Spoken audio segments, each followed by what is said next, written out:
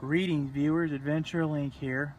Back again with another repair project for you guys today. Welcome aboard, good day, good evening, how are you? Glad you're here, glad you're watching. If it's your birthday, want to wish happy birthday. Even if it's not your birthday, well, I hope you had a good one anyway. If it is your birthday, well, go out and make it a good one. The Patient, of course, is a 2006 Dodge Grand Caravan with the SXT package with the 3.8 liter V6 engine. Although this should apply to pretty much any 4th generation Chrysler or Dodge minivan as a whole. And today's project is the front hub and bearing. Of course, you want to jack up the vehicle, with your jack and stands, drive on lift, forearm lift. Don't use ramps, it won't be of any help to you. You'll block the rear wheels, jack the vehicle up, remove tire. Of course, before removing the tire, make sure that your vehicle is squared and secured, because safety, structural integrity, quality, the right tools and parts for the job, and doing the job right the first time, every time, are number one. Next thing you want to do is remove this cotter pin here. You'll use like linesman's pliers or vice grips or something to try to make this as straight as you can. Then you just pull it out from the bottom. If this cotter pin is giving you trouble, then you may want to soak this whole entire thing in penetrating oil. Hopefully it'll make it easier. If not, well, then there's other ways of getting a stuck cotter pin out, like drill through or take a small punch and punch it out. Go ahead and remove your cotter pin now. After removing the cotter pin, you want to take the this little protective nut here and this washer. Take both of those off and place it right over here with the cotter pin. Then you'll get ready to put your socket on here. Probably going to be between 30 and 33 millimeters. As you can see, this is 33. This is the smallest I got, and there's still a little play. Oh yeah, as a tip to remove this nut here, the Chrysler manual says that you can apply the brake. You'd most likely have to apply the brake and wedge it down, and then you could put your socket on a big gigantic breaker bar and start popping it loose from there. Or you could probably just bypass all this and use an impact. Go ahead and remove that big nut there now. Well, despite the rattle trapness of this 33 millimeter socket, I still got this nut freed. I guess power of the impact for the win. But just in case, I would definitely see about getting any kind of range like 30, 31, 32, something in that range. But now you got one more washer to pick out. Yeah. Then you can pack it all over there with your axle hardware. Don't lose it. Now you'll need to remove two 21 millimeter bolts that secure the brake hardware to the steering knuckle. One up there, one right where my finger is. They're both 21 millimeters. Just as a fair warning, these bolts will fight you, so if you've got an impact, try and use that. Otherwise, make do with what you got. If you have to use heat, be careful, because you got the brake line here, you've got the CV boot right there. You don't want to burn that. You can also use penetrating oil, big long breaker bars if you can get the room. So go on ahead and remove both of those nuts, or remove both of those 21 millimeters bolts now. Alrighty, before we get to the brake caliper removal and the rotors, I got a public service announcement for you. This was why I told you, be careful with the heat. Try to be conservative with the heat, take your time, be patient. Otherwise this can happen. Like I said, there's many rubber parts around all this heat that makes it difficult to go full gung-ho force on it. Like I said, the drive shaft here is a perfect example of this. Additionally, inside the caliper, the piston boot, there's another one. Of course, you got the lower control arm, the rubber bushing there too. See, there's a lot of rubber stuff here that you don't want to burn up on accident.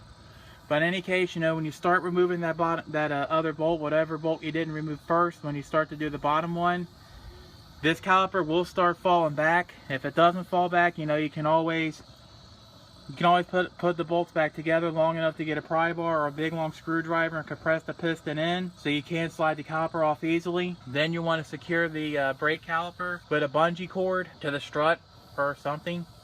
Strut would be a nice thing to do. You can either use like a wire, bungee cord, whatever, but you'll need to support the caliper as such. In any case, you move the caliper out of the way and slide the rotor off. Put it to the side.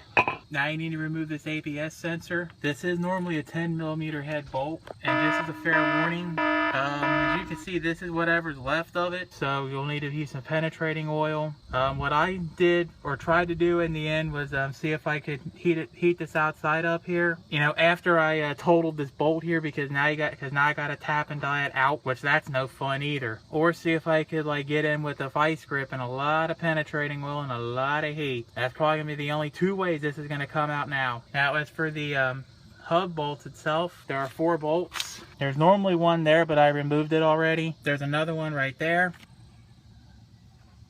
One right there where my finger is. Then another one where my other finger is. These are all 15 millimeters. From what I've played with here, there are 2 ways of getting these bolts out. Either way, it looks like you'll have to push this drive shaft here in some, but there are, like I said, 2 ways of getting those bolts out. If you are doing struts anyway, you could remove these strut bolts. This will, you know, hold this, you know, let loose the steering knuckle so you can get to the bolts better. Then you should be able to pop those out with some penetrating oil, and you'll probably have a little bit more room to use some heat. Additionally, I've used a 15 millimeter open end box wrench and some heat. My theory, and it seemed to work, was that I heated these these ends of these bolts here with some heat. All 4 of these bolt heads, or the ends of these bolts rather, will stick out. So you can nail it with some heat, penetrating oil, combination of those. Just use a small flame, be careful, be patient, and eventually the bolts will come out. And of course, you'll need to push in the drive shaft as you get the bolts out and out and out. So that way you can get in with your hands and get all the bolts out. Just as a fair warning, this is the little tooth head here on the drive shaft. Be careful not to destroy this or nick this, because that is part of your ABS system and how it gets figured up. So now it's time to get this wheel bearing and hub out of here. There are several ways you can do this. The manual says you should be able to like slide this in and out, no problem. But most likely what you're going to end up finding is that, as you can see, this is pretty much locked in place. So what do? You could take a hammer, like an actual mallet type of hammer, like one of these bad boys, or heavier and or bigger and or heavier the better. You want to whack like all around the steering hub and back. You can also take a cold chisel, and using your hammer as well, you could chisel all around the edge of the hub here. See, all around this edge. You can take a chisel to it, keep on going until it pops out. You may need some penetrating oil for that. I've heard of people using slide hammers and popping the hub and bearing out that way, but just as a heads up or a fair warning or something, I've seen many other YouTube videos where all they did was just pop the hub out only. You still had to free the bearing, so that one might not give you any success. You could also use an air hammer all around the same perimeter with the chisel, but if nothing works, or if you don't have access to an air hammer, then you have 2 options at this point. Both of these options are basically going to involve the removal of the steering knuckle. You'll need to first come down here to your tie rod. The bolt is 18 millimeters. If you have a provision for a socket so you can hold the stud still, use it. 8 millimeters there. These nuts and bolts, if you are using the original stud and or original heart nuts and bolts anyway when you replace the strut, the bolt heads back here, it's all 21 millimeters. But on the other hand, I did replace the strut with this Moog unit. It came with new hardware. These nuts are still 21 millimeters, same as always, but the bolts back here on the other hand are 18 millimeters. Of course, you also need a tie rod puller to pop this tie rod out. I showed it off in another video. Basically, you'll take the tie rod puller, clamp it like that, screw the bolt in all the way down to the stud, and then pop the tie rod off. There's also those little fork tie rod pullers that you put in underneath the tie rod. Then you can take a hammer and start whacking at it. If neither of these are available to you, then you can always put the nut down here, flush with the stud, and start whacking the tie rod out that way. You'll also have to do the same thing for these strut bolts up here. Put the nut back on and make it flush with here, and then start whacking it off. Just as a fair warning, failure to put the nut back on flush before you start hitting it with the hammer can cause the ends of these bolts here to mushroom. So do be aware of that, because that will make it difficult for installation and removal and putting the nut back on later on. Okay, so I actually got the wheel hub and bearing out. What I did was I removed the drive shaft from the vehicle. Well, not the vehicle, from the actual wheel hub. Secured it back here. You'll need to use a bungee cord to secure the drive shaft. or CD axle. Just as a fair warning, failure to secure this bungee cord somehow, or the drive shaft with the bungee cord or a wire or something, can cause damage to the inner joint on the transmission. So you want to make sure you have this supported. As for the wheel hub, it was so difficult. As you can see, this was the main reason. The other main reason is because, you know, over the years and miles that the car gets put on, you know, as the wheel turns, you know, it's going to make heat and friction, which allows it to stick to the inside of this hub here. That's what also helps make it stick too, is rust and the heat and friction. So what you want to do from here is you want to take a wire brush or a wire wheel, and you want to try to clean all this off as best as you can and make this all nice and shiny again before you put the new hub on. Of course, if you have a new steering knuckle, don't worry about this because you have an all fresh new steering knuckle. So if you're reusing the steering knuckle, you know, go ahead and clean this up now. Okay, so what we have here is a GMB wheel hub assembly. I already took it out, you know, to make sure everything was going to fit. Despite some slight imperfections in here, and it actually slides in and out just like a glove. So from here, you know, the reverse of removal is your installation, but I do have some preparations for you. First off, this is a can of anti-seize here. You know, it's a kind where you can unscrew it and you can paint it on like paint to aid in future removals. If you had to do this job again for whatever reason, you can always coat the inside of this wheel hub here and the outside of the mating surface liberally with this anti-seize. You can also use like bearing grease, never seize, etc. This will also help it to slide in and out. You can also coat the inside race here where my finger is, as well as this mating surface. You can do that, and or this. I would do both, honestly. The bolts that go into the hub here for the that hold the hub and bearing, as is, you're best off, you know, torquing it down like this. That way you don't have a drive shaft here in the way. Then you can put the drive shaft in later.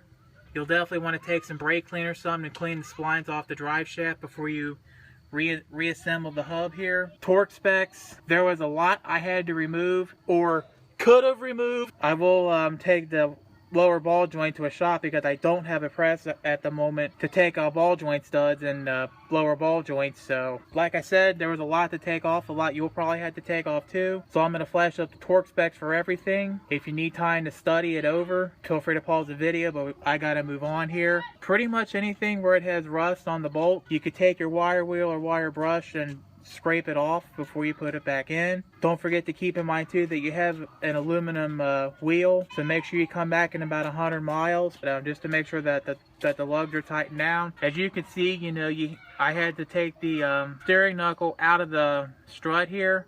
Like I said in another video, these bolts up here and here, you know, also help control your vehicle's alignment angle. So it would be beneficial for you to get your vehicle's alignment checked and adjusted as necessary. And one more thing too, the tie rod here. Don't forget that some of these will spin and spin and spin on you, so you do have to also use a little provision down there to hold it with the wrench. And don't forget to grease this up as necessary. Just want to go over some final things with you and some tips. I did mention this ABS bolt here. Definitely please apply it liberally when you get a new one. I forgot to mention the dimensions of this bolt when I picked one up at the Home Depot when I had my fresh knuckle to go with. This was a M6 1.0, used either 25 or 30 millimeters. The head, well, it's whatever. If you want to use a hex head, fine. If you want to use like an inverted hex head, you know, like for these little tie rods here, that would have like a provision here for a hex, like an Allen key or a Torx. That's fine too. I don't care. Just keep in mind that you'll have that different head instead of a traditional, what this traditionally should be, which is 10 millimeters. And for torquing this down, the manual says you can have an assistant hit the brake pedal, or you can wedge it down. That's how you torque this one down. So if you're having trouble with this, you can torque it down that way. Try not to impact it if you can. Don't forget with the brakes, if you had to pry back in the piston, which I kind of had to do, don't forget to push in the brake pedal before you go, because otherwise your car is not going to be stopping properly, or well, your van anyway. Finally, you can go grab yourself a big tall beer, assuming you can have one. If you can have one, please have one for me, because I'm not allowed to have that stuff anymore. So I'll just get a non-alcoholic beer or something, or get a nice tall glass of Gatorade, because that's it. The journey is over. even though we was working on a Grand Caravan. Get it? Dodge Journey. That's all there is to doing the wheel hub and bearing on your 2006 Dodge Grand Caravan SXT package, but this should apply to pretty much all 4th gen Chrysler and Dodge minivans as a whole. Come on, let's finally wrap this up. Well, this is another late night job done. Okay, so wheel bearings and hubs. I forgot to mention when I closed the video off before that the driver's side will remove the same way as the passenger side, or it should anyway. So I did want to make that quick call out. Also, first things first before I do go any farther is that this job really isn't for the faint of heart. I really don't have any money saving tips here, but as just in cases, do check over your ball joints. If it has a castle nut with a cotter pin, get new cotter pins, or you can try to reuse the ones you had before. Otherwise, you will, if it's a solid nut, you will have to go to the dealer for a new nut. I really wanted you all to watch and finish from start to finish because, like I said, this really wasn't a job for the faint of heart, and there was a lot of stuff I had to do. Put it this way: if you had to get a new knuckle, then that's all I can do. Keep in mind that I forgot to mention the price of the knuckle was like $262 for one side, $267 for the other at the dealer. We're not sure what there is with the price difference, but I know on Amazon I was able to score one of these sides for like $100 less. Just as a fair warning though, it's not prime optimized, so you will have to wait a little while before you get yourself a new knuckle. In any case, when it comes to the new nuts and the new knuckles that I ended up not using one for this job, the other side's another story. I would like to give a shout out to Jeff Weiler's Chrysler, Dodge, Jeep, and Ram in Fort Thomas, Kentucky for supplying the nuts and the steering knuckles, even though I didn't get to use it so far. So thanks a lot. Appreciate it. Your fast service. The ball joint, yes, it will get replaced. Yes, I'm going to take that one to a shop. Don't be surprised or don't be ashamed if you end up having to take yours to a shop either. If nothing else, just to get the steering knuckle extracted, just so you can get the steering knuckle extracted so you can take it to a shop to get it pressed out. That's about really all I can say about it. As far as hub and bearings, if you're getting like 65 or higher, as it says in the service manual, then you will definitely need new hubs and bearings. What I still don't understand though is why these bearings was kind of being a biatch, whereas on my Grand Marquis, even with propane heat, it was just all smooth as butter. So whatever, even though I did end up heating it eventually, that's how I got it freed, was heat around the steering where the mating surface is, and then hammer it from the back. That's how I ended up getting it out. Like I said, there's other ways of getting out too. Take your hammer and whack around the hub. Take a hammer and cold chisel, whack around the mating surfaces where it actually makes contact into the steering knuckle. Whack it from behind like I did. You can use an air hammer, or as last resort, get yourself a new knuckle, or take your existing knuckle to a shop to get it pushed in and out. Anti-seize aplenty, friends. Have it on hand when you put the new hub and bearing in. Anti-seize, never seize bearing grease. That should help it slide in and out when you have to do the job again. One last thing. Heat, like a MAP gas torch or an acetylene torch, and penetrating oil are going to be your best friends. Use them, but do be careful and be conservative with the heat, because you can burn things up, like the dust boot for the ball joint, the dust boot for the brake piston, the bellow on the CV axle, the tie rod, etc. So be careful with the heat. Be careful, be patient, take your time, and everything should just a little easier for you. As for the alignment, I'm going to want to say this about the alignment. Not many people understand, the significance and importance of getting your alignment checked and adjusted as necessary, and this job would require one. So please, fucking please, sorry, but I just like to stress the importance of getting alignment done after doing one of these jobs, because it is important to maintain a proper alignment, because failure to do so can cause premature and unnecessary wear and tear to your steering and suspension components, perhaps even unnecessary death. Poor ride quality, uneven tire wear, faster tire wear, poor handling, excessive vibrations, etc. So, for your safety and for your structural integrity of your vehicle, please get your alignment checked. Don't be a turkey. Don't chicken out. Stop being poor and spend the $100 on an alignment, because trust me, $100 for an alignment is much better than 4 sets of tires, let alone doing this job again, or even having to get another rack and pinion. And trust me, racks and pinions are not cheap. Anyways, this has been Adventure Link. Thanks for watching. If you do attempt the project, great. Yeah. If you ended up watching and take it to a shop, there's no shame in it. don't be surprised. All the same, you know, at least watch it once. And thanks for watching all the same. Be sure to, you know, take my videos and spread it around with your friends and buddies and watch them so you can fix your cars or whatever. Don't forget your rates and subscriptions. You know, appreciate those all the same. They're in the video description just below each and every video on YouTube. Comment section is just below the video description. Take your comments, questions, concerns, praise, criticisms, well wishes, etc. But please keep the fighting, flaming, spam, baiting, butthurt comments, and other such bullcrap to a minimum. If you have any questions about Chrysler, Plymouth, or Dodge minivans as a whole, I would advise you check out the Chrysler Minivan Fan Club forums and or the Chrysler and Dodge Minivan Owners Group on Facebook.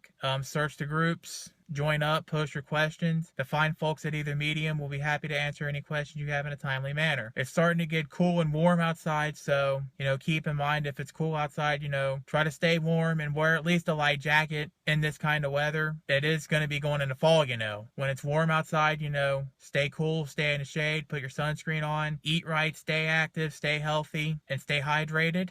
Work hard, have fun, and make history. See, it even says that on the back of this t-shirt here. But in any case, you know, don't let others push you around. And this is Adventure Link signing off with the wise words of wisdom from Eric the Car Guy, reminding all y'all out there to be safe, have fun, and of course, stay dirty. Until then, peace out. I'll see you all next video.